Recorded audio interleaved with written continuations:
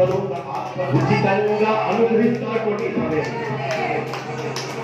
ఉత్సహించి గంతులు వేస్తూ ఆయన స్తుతించి ఆరాధించండి.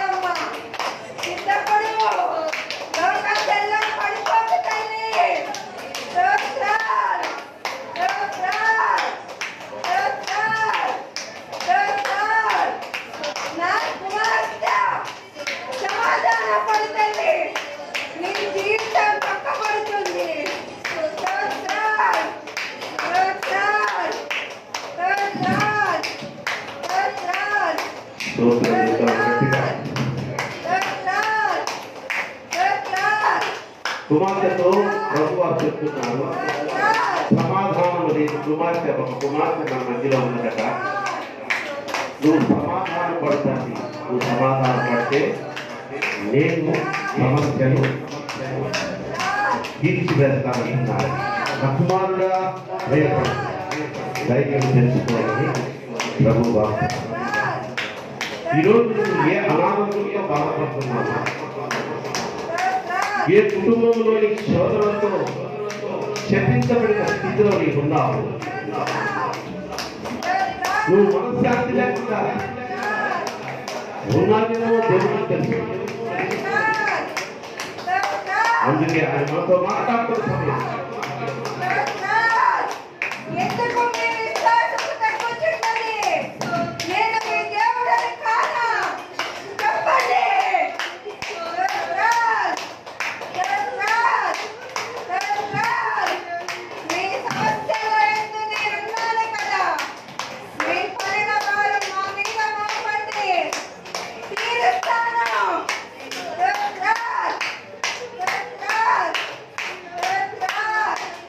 గట్టిగా చప్పట్లు దేవుడు పట్టండి.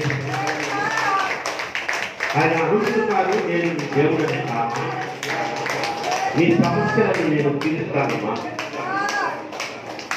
నీ సమస్యలను నేను తీరుస్తానయ్యా. అధైర్యపడకు.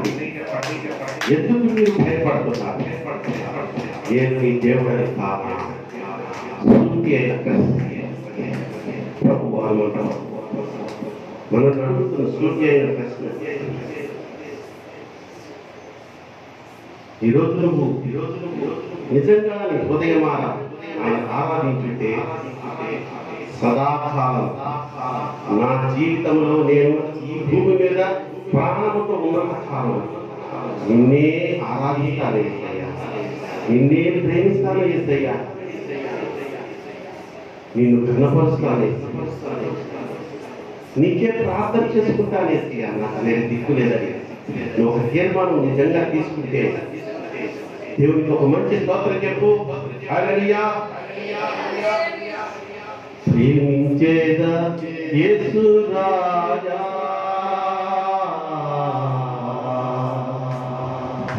నిన్నే ప్రేమించేదా,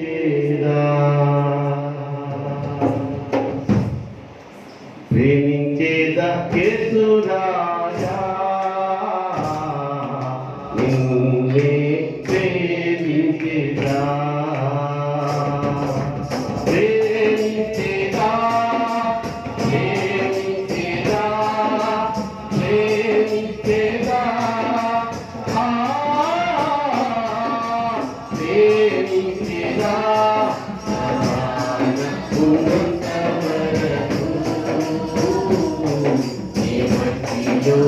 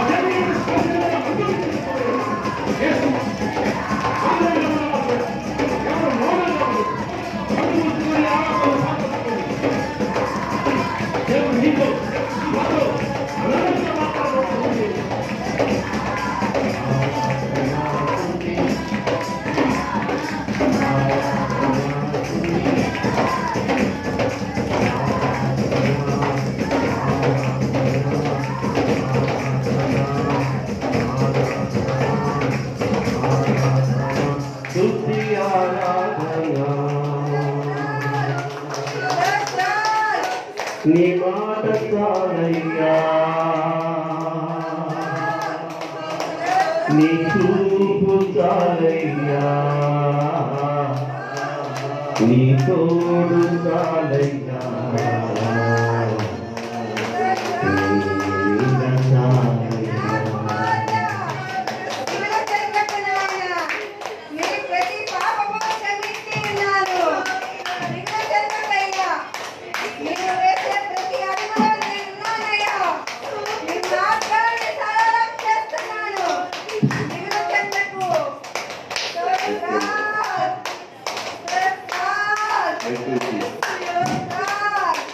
కుమారుడాని ప్రతి పాపము నేను క్షమించి ఉన్నాను. ప్రభువారు మనతో మాట్లాడుతున్నా పాప క్షమాపణ పొందిన మనము ఆయనకు మరింత దగ్గర మరింత చదువుతూ ఆయన ఇచ్చిన కృపను ఆశీర్వాదమును పొందుకొని వెళ్ళిపోవడం కాదు, కానీ ఆయన హత్తుకొని జీవించడం మనం నేర్చుకోవాలి. అటువంటి కృప మనందరికీ దేవాది దేవుడు దయచేయను గాక. మంచిది. దేవుడికి మంచి స్తోత్రం చెప్పండి. హల్లెలూయా. వాక్య పరిచయంలో ఉండబోతూ ఉండగా వాక్య ధ్యానం కొరకు నిలబడబోతున్న మీ సేవకుడు వాళ్ళకి, కానీ ఆయన ఎప్పుడైతే మనలో ఉంటారో అప్పుడు మనము బలవంతము కనుక పరిచర్య నడిపింపు గురించి క్లుప్తంగా ఎవరైనా చిన్న ప్రార్థన చేయండి.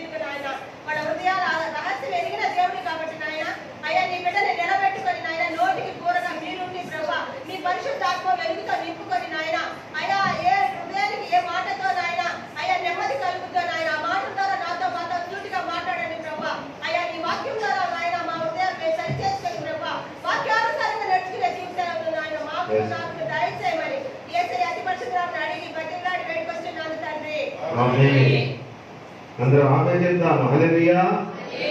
మంచిది. దయచేసి అందరూ కూర్చోండి. దయచేసి అందరూ కూర్చోండి. అందరూ దయచేసి కూర్చున్న తర్వాత మంచిది. మామూలుగా అడిగే ప్రశ్న, అందరు బాగున్నారా? Very good. దేవుని కృప మనతో ఉంది కనుక మనం అందరం బాగానే ఉంటాం. బాగా లేవు అన్నవాడు ప్రభు సన్నిధిలో పరమశించని వారు. మీకు వచ్చిన ఉదాహరణ చెప్పేదా? ఫుల్ జ్వరంలో ఉన్నప్పుడు మా అమ్మ నా తల్లి గారు వెళ్ళి, అమ్మ ఎలా ఉంది అని అంటే, ఆమె నోటి జ్వరం ఉంటుంది, పంచమే పడుకొని ఉంటున్నాను. ఇలా బాగున్నాను ఆయన. ఆమె నోటి నుంచి ఏదో లేదా ఇంకేముంది, మా పని అయిపోయింది, మా ముసలాళ్ళం అన్న మాట, నీరసంతో కూడిన మాట, నిరుత్సాహంతో కూడిన మాట ఆమె ప్రభు సన్నిధికి చేర్చబడే వరకు నేను వినలేదు. దేవునికి స్తోత్రం చెప్తాం. హల్లెలూయా. అదే స్థితి మాకు కూడా ఆ తల్లి నేర్పించి వెళ్ళిపోయినటువంటి ఆ మార్గంలో మేము నడుస్తాం. ఎంత కష్టంలోనా ఉండనివ్వండి, ఎంత శ్రమంలోనా ఉండనివ్వండి, ఎంత శారీరక అనారోగ్యంతో ఉండనివ్వండి, ఎవరైనా పలకరించి ఎలా ఉన్నారంటే, బాగున్నాను, బాగున్నాను, బాగున్నాను డాడీ, అయితే బాగున్నాను అక్క ఇలా చెప్తామే కానీ ఎక్కడక దాదాపు వారం రోజుల నుంచి పొంగ తీసేస్తుంది ఈ జ్వరం నా మాట మనకు వచ్చింది. చెప్పుకుంటాం తర్వాత నా బలహీనత ఇలా ఉందని. కానీ ఫస్ట్ ఎలా ఉన్నారు అంటే నేను ఏ స్థితిలో ఉన్నా దాన్ని పక్కన పెట్టేసి ప్రభు వల్ల నేను బాగున్నానని చెప్పాలి. అలాగే మనందరం కూడా నడిపించబడదు గాక. మంచిది. ఈరోజు మనము వాక్య భాగంలోకి ప్రవేశిద్దాము. ఈరోజు మన వాక్యాంశము దేవుని ఆశ్రయిస్తే కలిగే గొప్ప మేలుల గురించి ప్రభు మనతో మాట్లాడుతున్నారు. నిజంగా ఈ వాక్యం గురించి నేను చాలా రకాలుగా ధ్యానం చేశాను, కానీ ప్రభు చివరికి ఒక మంచి వాక్యం ద్వారా మనల్ని బలపరుస్తూ ఈ యొక్క మాట చెప్పమన్నట్టుగా నాకు ఒక ప్రేరణ కలిగించారు. కీర్తన గ్రంథము 46వ కీర్తన. ఇది వాగ్దానంతో కూడినటువంటి చరణం. కీర్తనల గ్రంథము అందరు తీసి చూడండి. 46వ కీర్తన 7వ వాక్యాన్ని చరణాన్ని చదువుకున్నాము. సైన్యములకు అధిపతి యెహోవా మనకు తోడై ఉన్నాడు. మనందరం నాతో పాటు, మీరందరూ నాతో పాటు చెప్పండి. సైన్యములకు అధిపతి యెహోవా మనకు తోడై ఉన్నాడు. చదవమ్మా. చెప్పండి. యాకోబు యొక్క దేవుడు మనకు ఆశ్రయమైనాడు. చూడండి, యెహోవా మనకు తోడై ఉన్నాడట. యాకోబు దేవుడు అంటే ఎవరు? నేను అబ్రహాము దేవుడను, ఇస్సాకు దేవుడను, యాకోబు దేవుడను అని ఆయనంతటా ఆయనే ఇలా పరిచయం చేసుకున్నాడు జనులకు. యాకోబు దేవుడన్నా కూడా యెహోవా తండ్రినే. ఉన్నవాడను అనువాడను అనే ఆ గొప్ప తండ్రి మనం ఆశ్రయిస్తే, ఆ గొప్ప తండ్రిని ఆశ్రయిస్తే ఆయన మనల్ని వదిలేస్తే పక్కనుండి ఆ తర్వాత చూస్తానంటాడా? వెంటనే మనకి తోడై ఉంటాడంట. ఆయన ఆశ్రయించినప్పుడు, ఆయన మనకు తోడై ఉన్నప్పుడు మనకు కలిగే గొప్ప మేలుల గురించి మనం మాట్లాడుకుందాం. అసలు ఈ కీర్తన ఆ పై భాగంలో ఎవరు రాసినట్టుందమ్మా? అది చూడండి. ఆ కీర్తన ఎవరు రాశారు? దావీదు గారు రాసింది. ఇది కోరాహు కుమారుడు రాసినటువంటి కీర్తన. ఈ కీర్తనలన్నీ దావీదు గారు రాసినవి కాదండి. కోరహు రాసినవి ఉన్నాయి, మోషే గారు రాసిన కీర్తన కూడా ఉంది. కనుక ఇది మాత్రం ప్రత్యేకించి కోరహు కుమారుడు రాసిన కీర్తన. అసలు ఈ కోరహు కుమారుడు ఎవరయ్యా అంటే కోరహు అనే వ్యక్తికి సంబంధించినటువంటి సంతానము. ఈ కోరహు ఎవడయ్యా అంటే మోషే 6 లక్షల మంది ఇజ్రాయేలీ జనాన్ని ఐగుప్తు చెరలో నుంచి విడిపించుకొని అరణ్య మార్గంలో తీసుకొని వెడుతూ ఉన్నప్పుడు ఒక టైంలో ఈ కోరహు ఒక గ్రూపును తయారు చేశాడు, ఒక బ్యాచ్ తయారు చేశాడు. ఒక్కడైతే కుదరదు కదా. కోరహు, అభిరాము, దాతాను. కోరహు, అభిరాము, దాతాను. చెప్పండి మళ్ళీ నా చెప్పండి. కోరహు, అభిరాము, దాతాను. ఈ ముగ్గురిని కూడబెట్టుకొని వీరితో పాటు ఒక గుంపు, ఒక బ్యాచ్నే తయారు చేశాడు అనమాట. చేసి మోషేకి వ్యతిరేకంగా మాట్లాడడం మొదలుపెట్టాడు. ఏంటి? నువ్వే ఆ ప్రత్యక్ష గుడారంలోకి వెళ్ళి దోపాలు తీయాలా? నువ్వే యాగాలు చేయాలా? నీతోనే దేవుడు మాట్లాడతాడా అని తిరగపడడం మొదలు పెడితే మోషే గారు యాక్చువల్గా కంగారు పడ్డాడు. ఇదేంటిది? దేవుడు నన్ను చేయమన్నాడు కాబట్టి నేను చేస్తున్నాను. నా ఇష్ట ప్రకారంగా నేనేదో ఆశించి మీరు ఇచ్చే ఆ కానుకలకు నేను కకృతి పట్టి చేయడం లేదని. సరే, ఓకే, కమాన్, టెస్ట్ పెట్టుకుందామంటే ఏం టెస్ట్? ప్రభు చెప్తాడు నెక్స్ట్ డే, నువ్వు అహరోను, నేను నా చేత ఏర్పాటు చేయబడినటువంటి బిడ్డలు కదా, దైవజనులు కదా, మీరు మీ ధూపార్తలు తీసుకోండి. వాళ్ళు కూడా తీసుకురమ్మనండి. అంటే వాళ్ళు తీసుకొని వస్తారు. దాదాపు 250 మంది ధూపార్తలు. ఇత్తడియే, దాంట్లో కూడా నింపే ఉంది, దాంట్లో కూడా ధూపం వేస్తున్నారు. తీసుకుని వచ్చి వాళ్ళు ఈ విధంగా మోషేని శోధించినప్పుడు దేవుడికి ఒక ఉగ్రత వచ్చేసింది. ఉగ్రత వచ్చేసి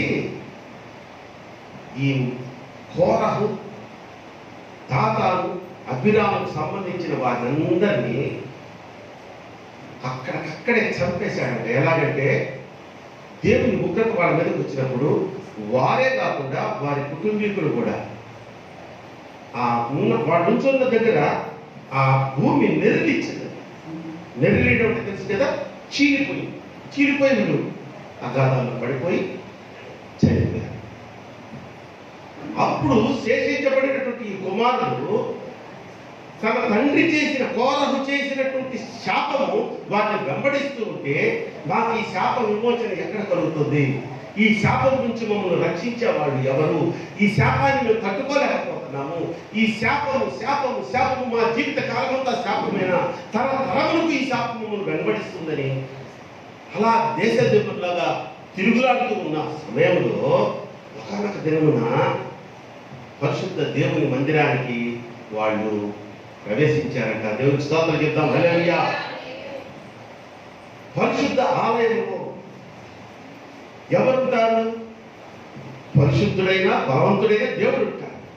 ఎప్పుడైతే ఆ ఆలయంలోనికి ఈ శాపగ్రస్తుడైన కోరహు కుమారుడు ప్రవేశించారో వారి శాపాలంట యెహోవా తండ్రి ఆపేశాడంట. దేవునికి స్తోత్రం చెప్తాం. హల్లెలూయా.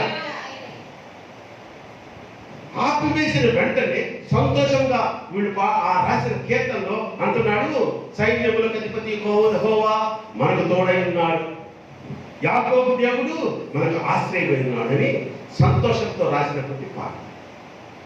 మొట్టమొదటిగా మన అంశం ఏంటండి? మన అంశం మధ్యలో అడుగుతుంటారు, మీరు చెప్పాలి. మన అంశం ఏంటి? దేవుని నువ్వు ఆశ్రయిస్తే నీకు కలిగే గొప్ప మేలు. చెప్పండి. దేవుడిని నువ్వు ఆశ్రయిస్తే నీకు కలిగే గొప్ప మేలు. ఈ విషయంలో మనం ఫస్ట్ ఈ పాయింట్ చూసుకున్నట్లయితే, వీళ్ళు దేవుని ఆశ్రయించక ముందు, దేవుని మందిరంలో రాకముందు ఒక కడు ఘోరమైనటువంటి శాపంతో బంధించబడ్డారు. అది కూడా వాళ్ళు చేసినటువంటి పాపానికి వచ్చిన శాపం కాదండి, వాళ్ళ పితరులు చేసినటువంటి పాపం. ఆ పాపము శాపముగా తరతరాలు వంశపారంపర్యంగా వచ్చేస్తారు. ఎప్పుడు ఆ శాపం పూర్తి కలిగింది చెప్పమ్మా? ఎప్పుడు కలిగింది? దేవుని మందిరాల్లోకి వాళ్ళు అప్పుడు దాకా ప్రవేశించాలా? దేవుని మందిరంలో పోవాలా? దేవుని కాళ్ళ మీద పడిపోవాలా? సన్నిధిలో మోకరించాలి. ఆయన మొరబెట్టుకుంటే ఆ దేవాది దేవుడు కరుణామయుడు మమ్మల్ని కటాక్షిస్తారన్న ఒక లోక జ్ఞానం, ఇంగిత జ్ఞానం లేక దేశంలో తిరిగారట. కానీ ఎప్పుడైతే వాళ్ళు ఆ మందిరంలో ప్రవేశించారో, నంబర్ 1 పాయింట్, ఏమేమి పొందుకున్నారమ్మా? తరతరముల నుంచి వస్తున్నటువంటి శాపం నుంచి విడుదల. దేవునికి స్తోత్రం చెప్దాం. హల్లెలూయా. ఈ రోజుల్లో మనము కూడా లోకరీతిగా ఈ యొక్క బీపీలు, షుగర్లు ఇవన్నీ దీర్ఘకాలిక కాదు. అంటే ఒకసారి వచ్చిందా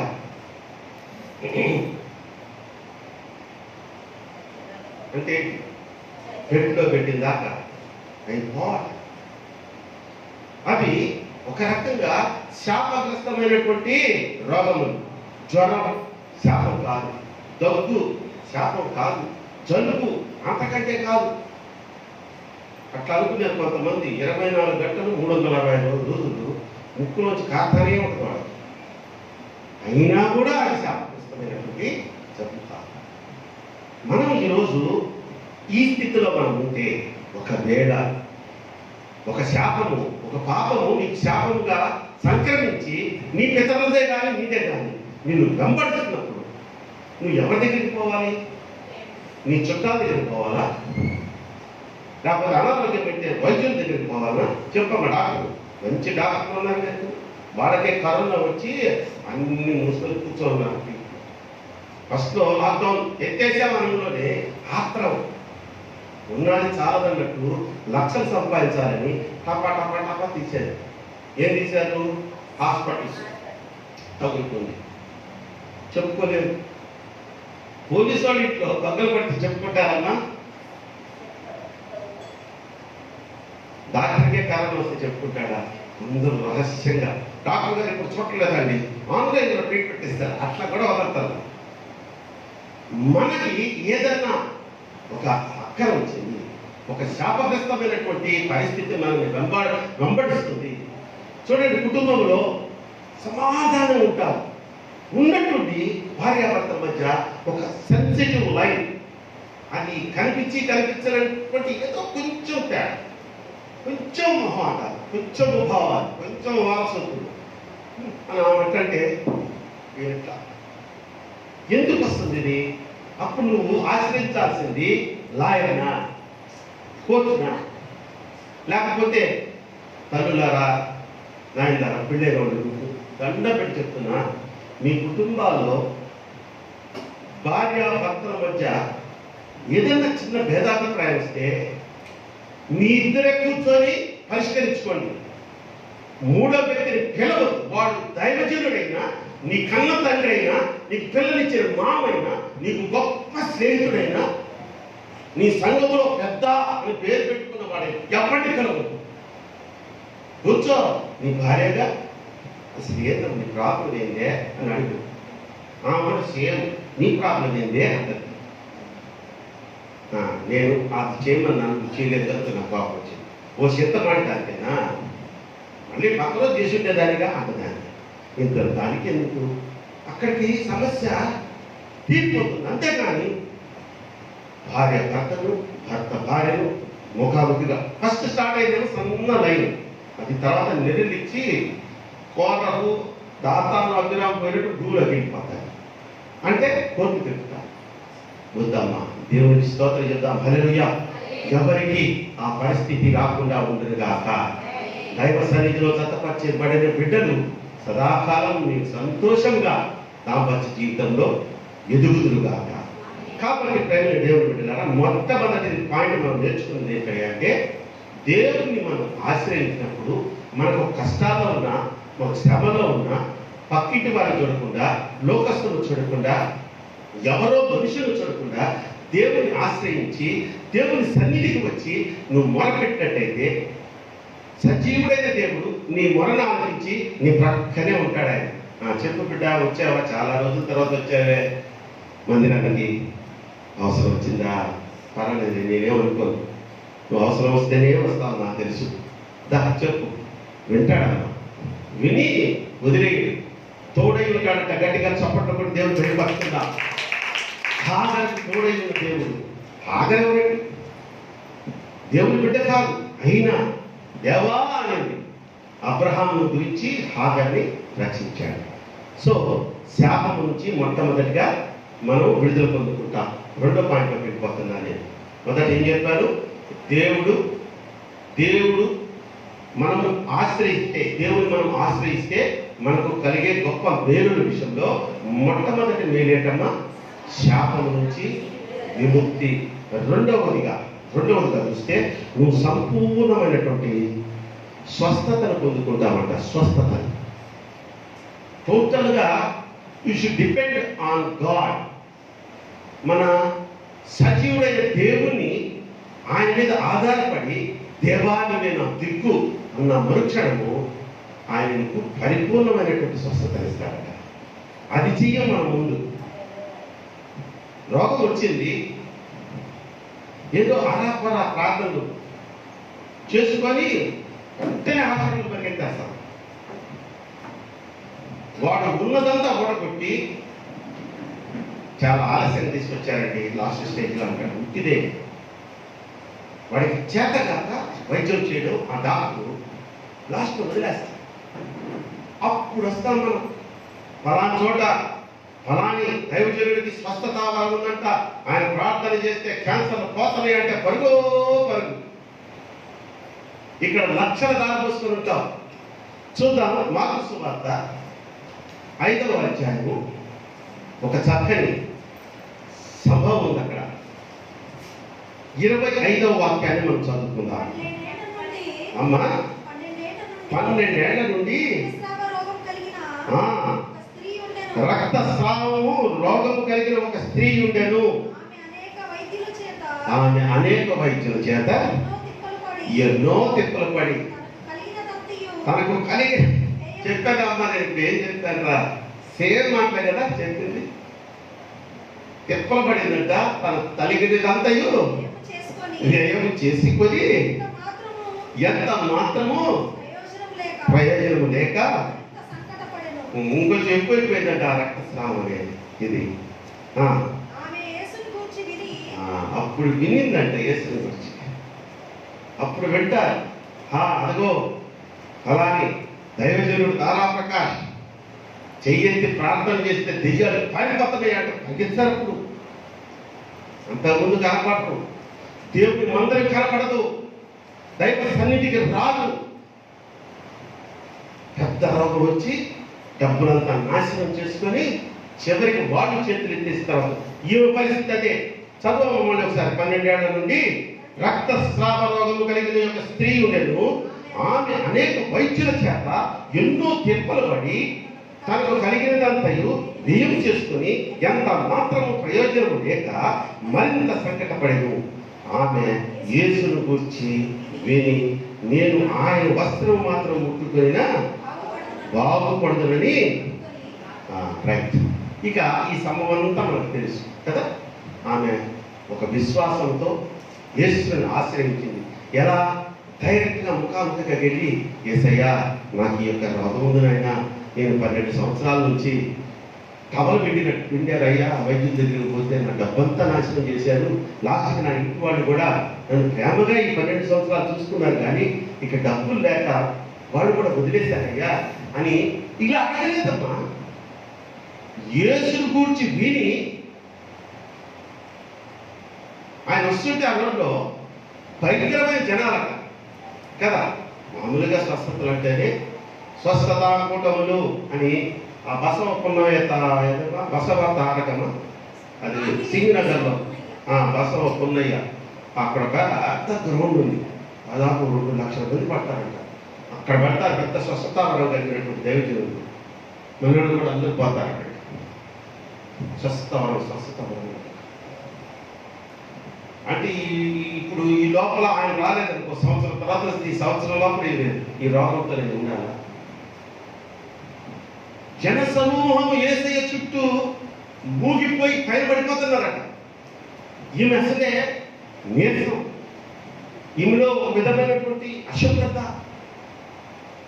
అనుకుందాం, కొద్దిగా ఊహిద్దాం. అంతే కదండి. ఆమె అనుకుందంట. అప్పుడు ఆయన వస్త్రపు చెంగును ముట్టే ఆ అవకాశం దొరికితే నాకు చాలు. అది విశ్వాసం. దేవునికి స్తోత్రం చేద్దాం. కానీ ముందు ఏమనుకుంది? ఆయన ఆశ్రయిద్దాం. అడగకుండానే వెళ్ళింది, వస్త్రపు చెంగును ముట్టింది. యేసయ్య గమనించారు, ఎవరో నన్ను ముట్టారు.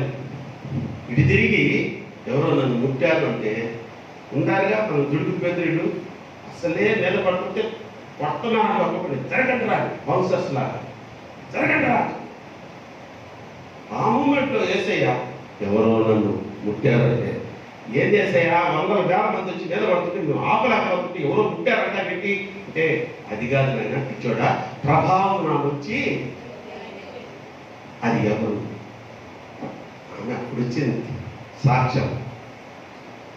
అమ్మా, దేవుడిని ఆశ్రయిస్తాము, దేవుడు మనకు తోడై ఉంటాడు, తోడైన తర్వాత మేలు చేస్తాడు. మేలు చేసి పొందుకొని మళ్ళా కనపడం చర్చిలో, లేదా చర్చిలోకి వస్తాం కానీ నోరు తెరవం. యేసయ్య కోరేది ఎంత తెలుసా? నీ సాక్ష్యం. దేవునికి స్తోత్రం చెప్తాం. హల్లెలూయా. ఇక మీదట ప్రతి వారం మన సంఘంలో పాటలు సంగీతాలు కావాలంటే తొందరగా రండి, సాక్ష్యానికి సమయం ఇద్దాం. ప్రతి వారం ఒక అద్భుతం జరుగుతూనే ఉంది, ప్రతి వారం ఒక ఆశ్చర్యకారం జరుగుతూనే ఉంది. నోళ్ళు తెరవటంలా. ఎందుకు తెరవటం లేదో నాకు అర్థం కాదు. భయమా? ఏ భయం? మరి చర్చిలో ఉన్న భయం బయట రాదే. అక్కడైతే అసలు వాళ్ళెవరమ్మా, లేడీ యుద్ధ వీరురాలు పాత రోజుల్లో ఝాన్సీ లక్ష్మీబాయి కత్తి తీసుకొని నరికిందంటాం. ఆ టైంలో ఉంటారే. మరి ఇక్కడికి వచ్చి సాక్ష్యం చెప్పండి అమ్మా తల్లుగారంటే. సో మనము దేవుడిని ఆశ్రయిస్తే దేవుడు మనకు తోడైతే జరిగే మేలు. రెండోది ఏంటమ్మా? సంపూర్ణమైనటువంటి స్వస్థత. ఈ డాక్టర్లమ్మా కొత్త కొత్త మందులు కనిపెట్టి పక్షపాతంతో ఇలా పడిపోయిన అతన్ని విడిపోతే ఒక 2 hours 3 hours వదిలేసి అతను చచ్చిపోతాడు. అది మేలు.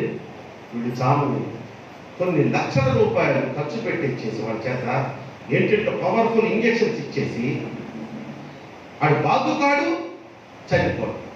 ఇంకా కాలు చేయి పడిపోయిన స్థితిలోనే సంవత్సరాలు మంచం మీద ఉండేటట్టు చేస్తారు.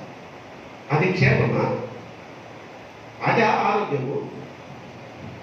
నా దేవుడు స్వస్థపరిస్తే సంపూర్ణమైన స్వస్థత. దేవుడికి స్తోత్రం చెప్తాం. హల్లెలూయా. 12 సంవత్సరాల రక్తస్రావము తక్కువని కట్టింది. ఎన్నో సంవత్సరాల నుంచి కుష్ఠవ్యాధితో బాధపడుతున్న వారికి ప్రభువా ఏం కావాలి నాయన, నన్ను శుద్ధీకరించడం నీకు ఇష్టమైతే అంటే నాకు ఇష్టమేరా, నాకు ఇష్టమే, శుద్ధి పడిపో అన్నాడు. కుష్ఠరోగం అండి మామూలు విషయం కాదు. కాళ్ళు చేతులు సగం ఎలుకలు తినేసి ముక్కు సప్పిడైపోయి ఎంతో ఉంటారు వాళ్ళు. ఆ వ్యాధి లక్షణాలు అప్పటికప్పుడు ఇన్స్టెంట్గా సంపూర్ణమైన స్వస్థత. గుడ్డివాడు నజరేయుడైనటువంటి దావీదు కుమారుడా యేసయ్యా కేకలు వేశాడు. ఏంటైనా మన పట్టండి పాపం. ఏం కావాలన్నా? చూపు కావాలా? చూపు నందు నజరేయుడు దేవుని నామంలో నేను నీకు నీ శాపాలను నేను క్షమిస్తున్నాను, నీ పాపాలను క్షమిస్తున్నాను అన్నాడు. చూపు పొందాడు. అటువంటి వాడు కాదు ఈ లోకపు వైద్యుడు. నిన్ను చావనివ్వరు, సరిగ్గా ఆరోగ్యవంతుడిగా చేయరు. ఇప్పుడు హార్ట్ అటాక్ వచ్చిందండి. హార్ట్ అటాక్ వస్తే బాగు చేస్తే మన బతికి అంత బాగా ఉంటారు, లేదంటే పోతాడు దాంతో. ఈ పక్షవాయు రోగంతో ఉన్నవాడిని నేను చాలా బాధపడతాను వాళ్ళని చూస్తే. ఎందుకంటే వాళ్ళని బతికించరు, చావనివ్వరు, సంపూర్ణంగా బాగుంది. కానీ నాదేశీగా నువ్వు ఆశ్రయించినట్లయితే అటువంటి స్థితిలో నుంచి కూడా దేవుడు నిన్ను సంపూర్ణమైన ఆరోగ్యవంతులుగా చేయునుగాక. నాకు తెలిసిన గొప్ప సాక్ష్యం, నాకు బాప్తిస్మం ఇచ్చి నన్ను దైవజనుడిగా అభిషేకించినటువంటి నా దైవజనుడు, నా డాడీ అంట చిన్నోడు, నాకంటే చాలా చిన్నోడు. ఆయన వయసులో నాకు ఒక అల్లుడు వాస అవుతాడేమో, 35 years ఉంటాయండి. కర్ణాటక పాస్టర్ గారు వాళ్ళ చర్చిలో నేను నా కళ్ళతో చూశానమ్మా. దేవి అనే వ్యక్తి వాళ్ళ ఆయన ఇలా 2 చేతుల మీద ఎత్తుకొని మందిరాన్ని తీసుకొచ్చాడు. పక్షవాతం, కాళ్ళు చేపడిపోయింది. కానీ ఒక సభలకు ఆయన అక్కడ ఇచ్చినప్పుడు నేను వెళ్తే ఆమెను పరిచయం చేసి అప్పుడు కొంచెం స్లోగా నడుచుకుంటూ వస్తుంది. ఎదురొచ్చింది. దేవి అండి వీళ్ళ భర్త ఎత్తుకొని వచ్చాడు ఇక్కడికి మందిరానికి. దేవుడు ప్రార్థన చేసింది. ఆయన పడేయడాలు, టచ్లు, వ్యవహారమే ఉంది. ఆయన ప్రేరాలు ఇస్తాడు, నువ్వు రాసుకో. మందిరంలో ఉంటుంది. ఎన్ని రోజులైనా, నెలలైనా, సంవత్సరాలైనా ఆ మందిరంలో ఉండొచ్చు. భోజనం ఫ్రీ, అక్కడ పడుకోవడం ఫ్రీ, అన్ని ఫ్రీ. నువ్వు ఉండమ్మా అని చెప్తే ఆ ఎత్తుకొని వచ్చిన స్త్రీ నడుస్తూ లైట్గా దగ్గర బాగానే నడుస్తుంది. అంటే ఈ మధ్య అయితే వీడియో పంపించారు. అయ్యగారు దేవి ఎలా ఉందో చూస్తారా అని. అమ్మా పెద్ద మందిరము, చీపు తీసుకొని సకా గుడిచేస్తుంది మొత్తం. నార్మల్ వచ్చేసింది. అక్కడ చివరిలో వాలంటీర్స్ అంటారు చూడండి, లైన్లో వచ్చేవాళ్ళు, ప్రార్థనకు వచ్చేవాళ్ళు కంట్రోల్. అసలు ఎంత యాక్టివ్గా అనమాట దేవి. నేను ఆశ్చర్యపోయా, అమ్మా మన దేవినే నాయగారు అంటే అవును. అది దేవుడు మందిరానికి వచ్చి దేవుణ్ణి ఆశ్రయిస్తే దైవజనుని ద్వారా కాదు జరిగేది. ఈలో ఏమీ లేదు. మమ్మల్ని బలపరిచే ఆ యేసయ్యలో మహిమ ఉంది. మమ్మల్ని ఎప్పుడు ఆశ్రయించొద్దు తల్లి. మా తల్లి ఏం మమ్మల్ని పట్టించుకోవద్దు, మమ్మల్ని లెక్కపడి చేయబాదు. అట్లాగే పట్టించుకోకుండా ఉంటారా? చెప్పండి. పట్టించుకుంటాము అంటారు. ఏది ఏమైనా ఇప్పుడు 2 పాయింట్లు మనం మాట్లాడుకున్నాం. మన మూల అంశం ఏంటంటే దేవుని నువ్వు ఆశ్రయిస్తే, ఆయన నీకు తోడై ఉంటే నీకు కలిగే మేలలో నంబర్ 1 భయంకరమైన శాపం నుంచి విడుదల. నంబర్ 2 సంపూర్ణమైన స్వస్థత. నంబర్ 3 మరణంలో నుంచి నిన్ను జీవంలోనికి నడిపిస్తాడంట. కొట్ట చప్పట్లు గట్టిగా ఇప్పుడు కొట్టాలా. ఇది మామూలు విషయం కాదు. ఆయన నువ్వు ఆశ్రయిస్తే, ఆయన నీకు తోడై ఉంటే మరణం కూడా నిన్నేం చేయలేదు, మరణం నుంచి కూడా నిన్ను జీవంలోనికి నడిపిస్తారట. ఒక ఉదాహరణ చెప్పగలరా? మీ యొక్క బైబిల్ నాలెడ్జ్ని నేను టెస్ట్ చేయాలనుకుంటున్నా. మరణం నుంచి జీవంలోనికి నడిపించిన వ్యక్తి ఎవరు? ఒక ఎగ్జాంపుల్ చెప్పండి మీరు గట్టిగా. లాజరు. శేషు మీ కుమార్తె చెప్పింది లాజరుకి అసలు అనుమానమే లేదు కదా. లాజరు ఒకసారి యోహాను సువార్త 11వ అధ్యాయము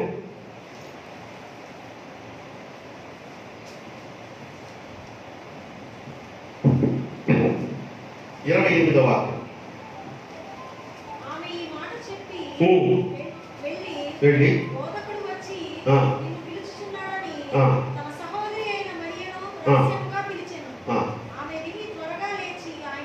చాలా ఒక్క నిమిషం. ఇది ఎందుకు చెప్పానంటే, లాజరు రోగి అయి ఉన్నాడని కబురు పెట్టినప్పుడు రాలా, చనిపోయాడని కబురు పెట్టినప్పుడు రాలా యేసయ్య. 3 రోజులు కూడా అయిపోయిందన్న తర్వాత రాలా. 4వ దినం వచ్చి అప్పుడు కూడా ఊరు బయట ఉన్నాడు. ఊరు బయట ఉన్నాడని తెలుసుకొని మన మాటమ్మ వంటలక్క పరిగెత్తిపోలేదు. ఎందుకు వంటలక్క మీరు అలా నవ్వుతున్నారు? చెప్పాలిగా. నువ్వు కూడా అవుతున్నావు. మీకు బాగా తెలిసిన పేరు కదండి. నాకు ఈ మధ్యనే తెలిసింది. ఎందుకు చెప్పమంటారా? నేను ప్రేమ సన్నిధిలో అబద్ధం చెప్పకూడదు. నాకు ఈ మధ్యనే ఒక మ్యాక్సిమం నెల క్రితమే తెలిసింది. వంటలకి ఎవరు, ఉన్న ఆ పేరు ప్రఖ్యాతులు ఏంటి, ఎందుకు మీరు అలా పడితెచ్చిపోతున్నారు? ఆ పేరుకల్లోని ఒక విధంగా పువ్వులు వికసించినట్టు మా తల్లులు వేసులు అంటే, మా ఇంట్లో పనిచేసే ఆమెనమ్మా, ముసలాల పాపం పెద్ద ఆయన. ఆమెకి సాయంత్రం అయితే ఆ 7:30 అయిందా అమ్మా? ఎంత బాగా చేస్తున్నావు తల్లి. ఎక్కడికో ఇడిపోయి పాపం వాళ్ళ చేదరేస్తుంటే చూస్తుందంట. మన దైవజనురాలు ఉందిగా, ఎవరు ఇందిరాంటి. ఆమె చూసి ఏమండి పాపం ఆ వయసులో వాళ్ళకి వీళ్ళకి టీవీ చూడటం వాళ్ళు ఇబ్బందిగా ఫీల్ అవుతున్నారు. ఆ 7:30 నుంచి 8 దాకా ఆమెకి పెడతానండి.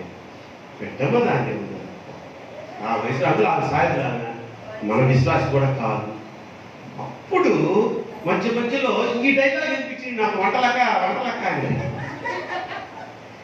అప్పుడు నేను ఆమెనే అడిగా, ఏంటమ్మా అంత నీట్గా పట్టు చీర కట్టుకొని ఉంది, అసలు నగల దిగ్గులు వేసుకొని చాలా రిచ్గా ఉన్నాము, వంటలక్క అంటున్నారు ఏంటంటే, అది పెద్ద స్టోరీలో అయ్యారు, మీకు ఎంత అయిపోయాయని చెప్పేది అని. అది సరే పక్కన పెడతాం. మనమంటాం వచ్చేద్దాం. ఎవరు? మాట. ఆమె పరిగెత్తుకొని వెళ్ళితే వేరే ఏం చేస్తుంది, ఇంకేముందయ్యా ప్రభా, నువ్వు సకాలం కూర్చుంటే నా తమ్ముడు బతుకుండేవాడిని ఏడుస్తావు, పిలుచుకోకు అంటే వచ్చి రహస్యంగా చెప్పిందట. ఎందుకంటే చుట్టూ ఆమెతో పాటు ఏడుస్తున్న బిడ్డలున్నారు. రహస్యంగా ఏసయ్య వచ్చాడే, ఏసయ్య పరిగెత్తుకొని వెళ్ళి ఆమె ఎక్కడికి వెళ్తుంది అనుకున్నారు చుట్టూన్న వాళ్ళు? వాళ్ళ తమ్ముడు సమాధి దగ్గరికి వెళ్ళి సహోదరుడు అన్నారు. అక్కడ తమ్ముడు అని కూడా అన్నారు, సహోదరుడు అన్నో మరి తమ్ముడు తెలియదు. సహోదరుడు సమాధి దగ్గరికి వెళ్ళి ఏడుతామని వెళ్ళిపోతుందేమోనని వీడుంటే ఇవి నేరుగా ఎక్కడికి వెళ్ళింది? యేసయ్య దగ్గరికి వెళ్ళింది. దేవునికి స్తోత్రం చెప్తాం. యేసయ్య ఎవరు? మన దేవుడు. ఆమె ఎవరిని ఆశ్రయించేదానికి వెళ్ళింది? దేవుడిని ఆశ్రయించేదానికి వెళ్ళింది. ఏ దేవుడు? నువ్వు నేను పూజిస్తున్న దేవుడు. దేవునికి స్తోత్రం చెప్తాం. ప్రసాద్ గారి గట్టిగా దేవునికి స్తోత్రం చెప్పండి. హల్లెలూయా. ఎస్, ఆశ్రయించింది, ఏడ్చింది. యేసయ్యకే ఆ ఏడుపు చూసాట కన్నీళ్ళు వచ్చినాయంట. అక్కడ అంటారు కదా 11వ అధ్యాయం 35వ వాక్యం చూడండి అమ్మా. అమ్మ కొంచెం 34 నుంచి చదవండి.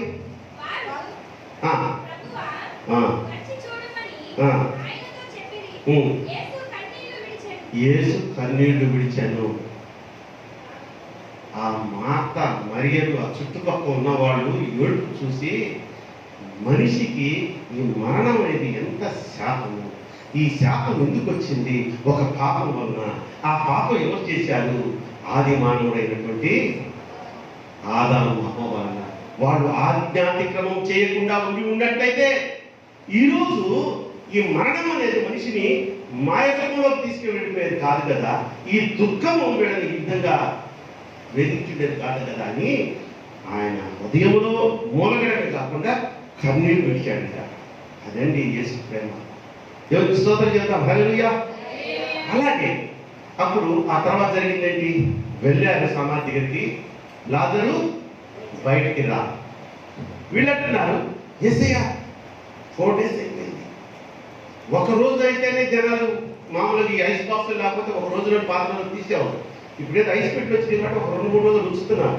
అయినా ఆ బాక్స్ తీసిన తర్వాత గబగబా తీసుకెళ్ళిపోతారు. పదరా మన డీకంపోజ్ అయిపోతుంది, ఏదైనా స్మెల్ రావచ్చు అని.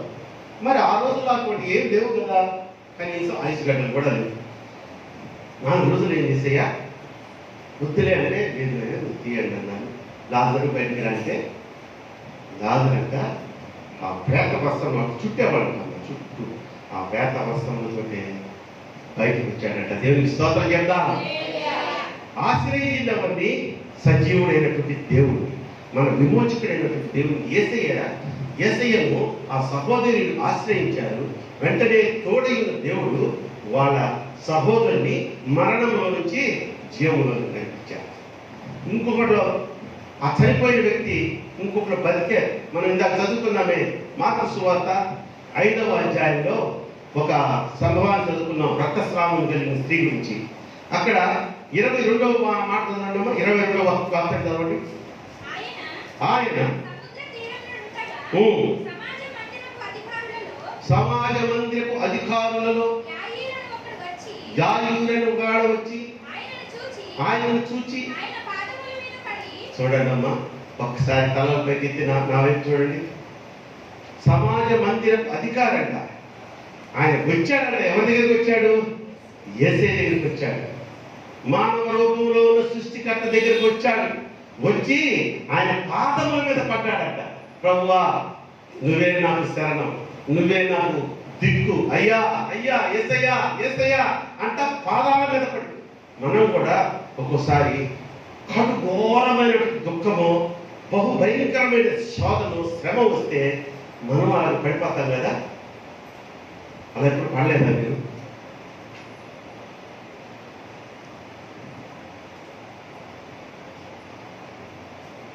ఎనభై 1982 సంవత్సరం మా చిన్నబాబు గారు చిన్నక్క, ఇక్కడ చిన్నబాబు గారు ఎస్ఐగా ఉన్నారు. చిన్నక్క ఇక్కడ గాంధీనగర్లో పోలీస్ క్వార్టర్స్ ఉన్నాయి కదమ్మా, గాంధీనగర్లో ఉంటాయి, అక్కడ క్వార్టర్స్లో ఉంటాం. అప్పుడు 82 అంటే నాకు వివాహం కూడా కాలేదు. మేమిద్దరం, నేను అక్క దగ్గరికి ఏదో వచ్చాను పని మీద, అమ్మ ఏమని పంపిస్తే సరే అక్క నేను వాళ్ళ చిన్న కుమార్తె, దానికి 1 year కూడా కంప్లీట్ కాలేదు అనుకుంటా. ఏమా కంప్లీట్ అయిందా? దానికి నీకు తెలియదు కానీ అప్పుడు పెళ్లి కాలేదు. రైట్. అక్క నేను ఆ చిన్న కుమార్తె బందరికి బావగారు బుల్లెట్ మీద వెళ్ళిపోయాం. మా పెద్దమ్మ గారు అంటే అక్క నేను వెళ్ళి నిద్రం పెద్దమ్మతో, మాకు చాలా ఇష్టం మా పెద్దమ్మ అంటే, పెద్దమ్మతో సాయంత్రం దాకా గడిపేసి వద్దాం రా అనేది వెళ్ళాను. వస్తున్నాను, తాడి గడప అని ఒక ఉంది కదమ్మా బందర్ రోడ్లో, అక్కడికి వచ్చేటప్పటికి చాలా పెద్ద సెంటర్ అది. ఆ రోజుల్లోనే కాస్త జనాలు ఉన్నారు. నేను బాగా స్లో చేశాను బండి. స్లో చేసేసి ఇంకొంచెం అంత దూరం అయితే సెంటర్ దాటేస్తాను. ఒక సడన్ గా ఒక సైడ్ దారి నుంచి సైకిల్ అడ్డొచ్చేసాడు. సడన్ బ్రేక్ వేశాడు. సడన్ బ్రేక్ అంటే మా బావగారు అంతకుముందే ఆ బుల్లెట్ ని రిపేర్ చేయించి ఆ బ్రేక్ సిస్టమ్ అంతా కరెక్ట్ గా పెట్టాడంట. అలా టచ్ చేస్తే పడిపోతా ఉంది బ్రేక్. ఆ కంగారులో తొక్కడం బ్యాక్ వీల్ స్కిడ్ అయింది. బ్యాక్ వీల్ స్కిడ్ అయ్యింది. నేను బ్రేక్ వదిలేను, మళ్ళీ స్టేడ్ అయ్యింది బండి. నేను కింద పడలేదు, వెనక అక్క పాప అయితే పడిపోయారు. నేను సడన్ గా ఇక బండిని అట్లా వదిలేశాను, కిందకి వదిలేసి వచ్చి అక్కని ఎత్తుకున్నాను. అక్క ఏడుస్తూ ఉంది, అక్కకేం కాలేదు. గాలి అంటుంది. గాలి అంటే మా చిన్న పడదు, ఏం కాదని ఎత్తుకుంటే అక్కడ ఏంటో కొంచెం ఆయాసంగా ఊపిరి గట్టిగా పీలుస్తుంది. ఆ పిల్లకి రక్తగాయం ఎక్కడ కాదు. సరే మళ్ళీ అదే బండి మీద ఎక్కున్నాను. మళ్ళీ ఆ తాడి అంటే ఎక్కడమ్మా, సిద్ధార్థ కాలేజ్ అవతల స్ట్రైట్ నక్కబడికి వచ్చేసారు. ఎలాగంటే ఇక హార్ట్ మీద అలా చేయి పెట్టేశారు, ఇక గుంగని కొడతా ఉంది, వచ్చేసారు. అక్కడ చూశాను. ఎందుకు చెప్పానంటే ఈ సంభవం, అక్కడ ఆ శ్రమలో ఉన్న మా అక్క డాక్టర్ గారు బయటకు రాగానే డాక్టర్ గారు అంటూ బోర్ల పడిపోయి కాళ్ళు పట్టేసుకుంది. నా కూతుర్ని కాపాడండి. యాక్చువల్గా ఆయన కంగారు పడ్డారు. ఎందుకంటే ఈమె ఒక sub inspector of police SI గారి భార్య అని తెలుసు. అమ్మ అమ్మ అమ్మ అంట నేను లేపేశాక అక్కడ చేయబో కంగారు పెట్టాలి.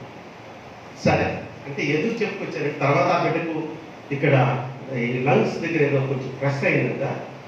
లంగ్కి ఈ స్కిన్కి మధ్యలో ఒక సన్నటి పొర ఉంటుందండి. ఆ పొర రంధ్రం పడింది. ఆ రంధ్రం పడినందువల్ల అక్కడ గాలి చేరి ఆ శ్వాస ఎక్కువైపోతాం, పీల్చుకోలేము. అది బాగు చేయాలంటే గుంటూరులో ఒక ఎక్స్పర్ట్ ఉన్నాడు, చిల్డ్రన్ స్పెషలిస్ట్, ఆయనే చేయగలడు. అక్కడికి వెళ్ళి ఆ నీళ్ళు వేసి ఆ నీళ్ళతో ఆ ఎయిర్ అంతా తీస్తాడు. అప్పుడు మీ పాప పర్వాలేదంటే మేము వెళ్ళి అది చేయించుకొచ్చాం. ఇప్పుడు ఆమె పెళ్ళైపోయింది, ఆ బిడ్డకి, ఆ చిన్న బిడ్డకి. ఇప్పుడు ఆమెకి ఇంత గొడ్డ కూతురు, ఇక అంత ఇప్పుడు దేవుడికి స్తోత్రం చేద్దాం. హల్లెలూయా. మనకి శ్రమ వచ్చినప్పుడు ఒక మరణకరమైన స్థితి మన ప్రియులు పొందబోతున్నారు, మనం కాదు, మన ప్రియులు పొందబోతున్నారు అన్నప్పుడు ఎవరైనా హోప్ఫుల్గా ఇతను వల్ల నాకు ఏదైనా మేలు జరుగుద్దేమో అంటే ఇల్లు పాదాలు పడిపోతాం, అంతే కదా. అదే చేశాడు యాయుడు. యాయుడు యొక్క సమాజ మందిరపు అధికారి. తర్వాత చదువుతాం 30 చూడండి, 35వ వచనం చదవండి. ఎవరు? మన యాయిరా లేకపోతే యేసయ్యా? చదువు. అంటే యాయిరు యేసయ్య ఇంకా మాట్లాడుతూ ఉంటే ఆ సమాజ మందిర అధికారి ఇంటి నుంచి కొందరు వచ్చి నీ కుమార్తె చనిపోయింది. యాయిరు ఇక ఆ దైవజనుడిని నీ ఇబ్బంది పెట్టదు, ఇట్స్ శ్రమ పెట్టద్దు. అంటే ఇక అనవసరం, నువ్వు కాళ్ళ మీద పడినా, గడ్డం పట్టుకున్నా, నువ్వు కింద పడి దొల్లినా వేస్ట్.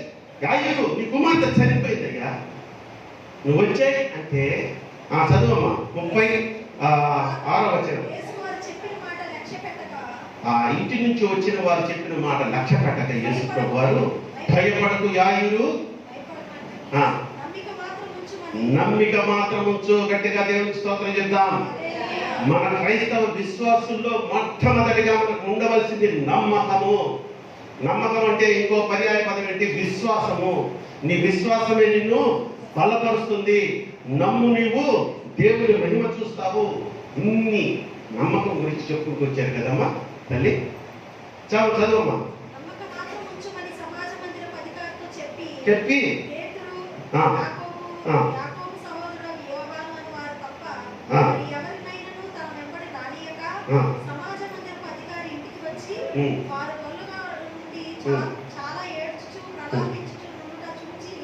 లోపలికి పోయి మీరేలా గొల్లు చేసి ఏడ్చుచున్నారు? ఈ చిన్నది నిద్రించుచున్నదే గాని చనిపోలేదు చెప్పారు. ఆ చిన్న తాను చేయి పట్టుకొని అందుకు వారు ఆయన్ని అపహసించారు. అయితే ఆయన వారినందరినీ బయటికి పంపించి ఆ చిన్నదాని తల్లిదండ్రులను తనతో ఉన్న వారిని వెంటబెట్టుకొని ఆ చిన్నది పరుండి ఉన్న గదిలోనికి వెళ్ళి ఆ చిన్నదాని చెయ్యి పట్టి తల్లి తాపుమి అని ఆమెతో చెప్పారు. అంటే ఆ మాటకి ఏంటంటే అర్థం, చిన్నదానా లెమ్మని చెప్పాను. దేవునికి స్తోత్రం చేద్దాం. చిన్నదానా లెమ్మని చెప్తే పడుకొని ఇంకా అలాగే ఉందా? వెంటనే లేచి స్తోత్రం చేద్దాం. మరణంలో నుంచి జీవంలోనికి నడిపించే దేవుడు మన దేవుడు. కానీ ఎప్పుడంటే నువ్వు ఆయన్ని ఆశ్రయించాలి. ఆయన ఆశ్రయిస్తే ఆయన నీ చెయ్యి విడిచే దేవుడు కాదు, ఆయన నీకు తోడై ఉంటాడు. దేవునికి స్తోత్రం చేద్దాం. హల్లెలూయా. మిరకల్ ఒక మెరకల గురించి చెప్పి నేను ఈ వాక్యాన్ని ముగించేదానికి నేను ప్రయత్నం చేస్తాను. ఒక ఊరిలో ఒక బాలిక 6 సంవత్సరాల బాలిక ఉందట. ఆమెకి 2 సంవత్సరాల పుట్ట తమ్ముడు.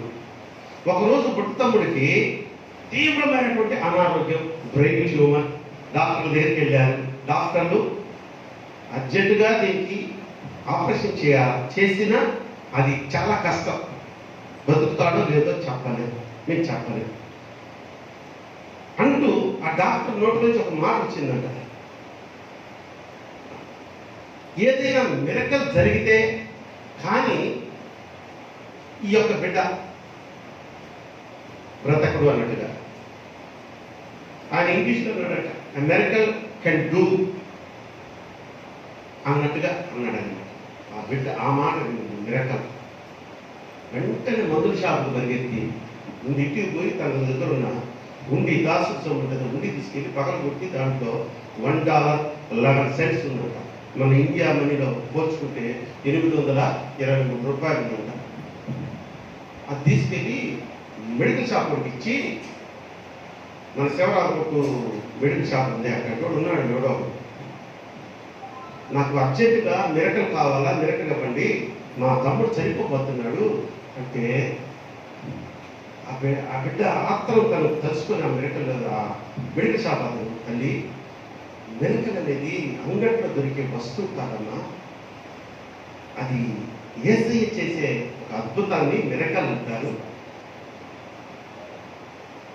అది మనం ప్రార్థన చేస్తే వస్తుంది అంటే ఆ బిడ్డ అక్కడే మోకరించింది. మెడికల్ షాప్ ముందే మోకరించి, ప్రభువా నువ్వు ఒక మిరకల్ చేయాలి, నా తమ్ముడిని నువ్వు బతికించాలి, ప్రభువా నేను నిన్ను ఆశ్రయిస్తున్నాను, మా ఆశ్రయ దుర్గం నువ్వే, నాకు కొండ, నా కోట, నా సమస్తము నువ్వే, నా కొండయు నీవే, నా కోటయు నీవే, నా కొండ కోట నీవే యేసయ్యా,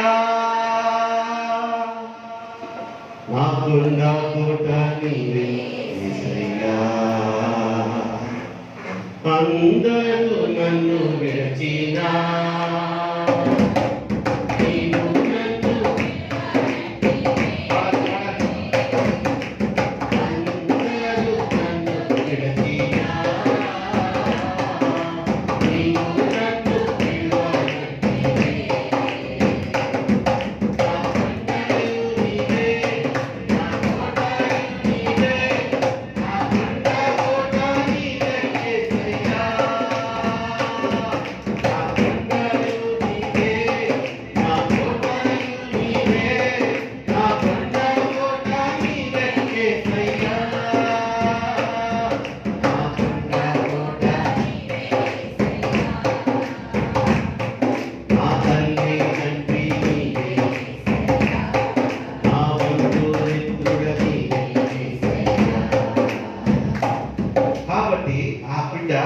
అక్కడే మోకరించి, నా ఆశ్రయ దుర్గము, నా కొండ, నా కోట నీవే యేసయ్యా, ఒక మిరకల్ చేయాలి నా తమ్ముడి విషయంలోని మోకరించి ప్రార్థన చేస్తుంటే అక్కడ మందులు కొనేదానికి ఒక పెద్ద ఆయన వచ్చున్నాడంట.